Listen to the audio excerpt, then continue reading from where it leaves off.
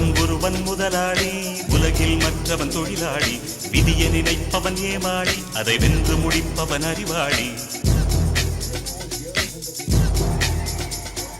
ஒருவன் முதலாளி, உலகில் மற்றவன் தொழிலாளி.